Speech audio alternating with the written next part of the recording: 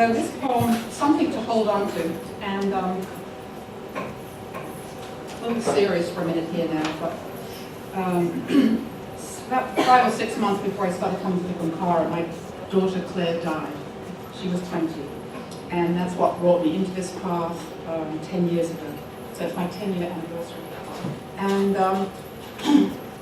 I didn't really know anybody in the centre, but I saw a sign up for the empowerment of 1,000 Avalokiteshvara in our centre, the mother centre in England, near the Lake District. And as a kid, and I lived in England, I used to go to the Lake District sometimes. And I just felt I had to be there. I had to be at that empowerment. I couldn't even pronounce Avalokiteshvara's name, but somehow I felt I had to be there. And it was the end of May, early June. It should have been cold and rainy, so I had all these heavy clothes. It turned out to be 75 or 80. So that becomes important in this. And part of this kind of circles back to my childhood. And the other thing you need to know is that outside of the Manjushri in England, there is an inlet, and there are sinking sands. They're very treacherous. There's a beach there, and it looks like you can wade out, but actually the sands are very treacherous. People have actually sunk in them. And so this was my first experience, really, of being close up near Geshe and hearing him at a time when I was experiencing a lot of grief. And as I said, my daughter's name is Claire, which matters because she comes in at the end. I do hold on to something this second day of summer in front of a blazing fire. Sorry, I should have said this. This is back when I'm back with a circle of friends talking about poetry. But then it goes back to England. I do hold on to something this second day of summer in front of a blazing fire in a circle of friends in thick sweaters or 2 layers of clothing. Even if a couple defy this seeping, blundering rain in sandals here on Long Island. I hold on to last weekend, England, just on the southern border of the Lake District. My suitcase, 2 thick sweaters, a raincoat, poncho, umbrella, waterproof shoes, corduroy trousers, all packed to perfection for the predicted 60-degree rainy weather. But what did I have for the bold blue sky, the deepest yellow sun, the laughing 70-degree weather which waved me in at Manchester Airport and cheered me off 4 days later? What did I hold on to?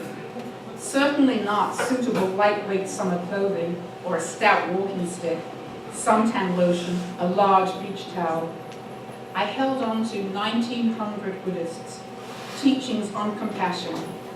I held on to the words of a small, lean Tibetan monk. In the flower-circled grounds of the reclaimed medieval priory, in this millennial square temple, Manjushri, built of the local stone, quarried these last 1,000 years. What did I have to hold on to?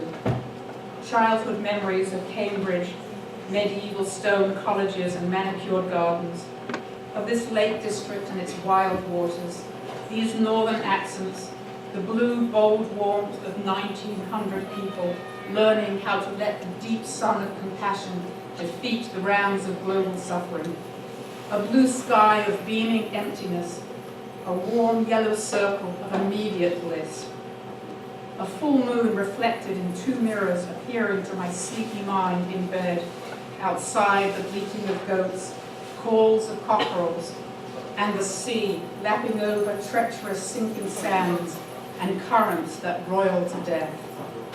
And Claire, always Claire, drawing me from these dangerous paths into this temple of huge and passionate windows.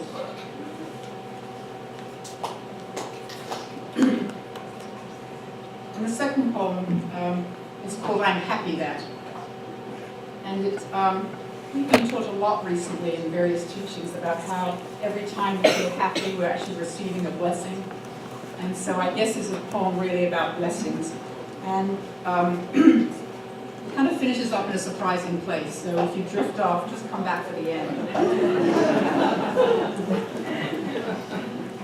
I'm happy that. I'm happy that I just contacted my brother to meet up in the Lake District. I'm happy that I have the opportunity to feed wild birds and feral cats at considerable distance from each other. I'm so happy to be growing tomatoes. I'm so happy that I love the sea, helped build a babbling brook, finally got into the city to see 2 plays. I loved having a friend at dinner. I'm enjoying using my middle name and living in a new place. I'm so happy I meditate, and I'm writing, and finding new muscles in my yoga arms. I'm so fortunate to be Claire's and Sarah's mother. I'm so happy that I had the parents that I did, and grew up in a medieval modern city on a river edge, with weeping willows and fields of cows and sheep where I could swim with friends. And I'm so happy that we rode bikes rather than drove cars. I'm so happy I meditate and go on retreat near the Lake District each year.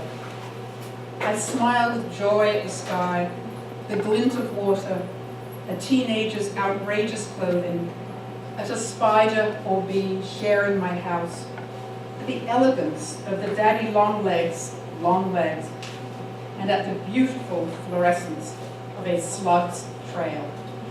Thank you.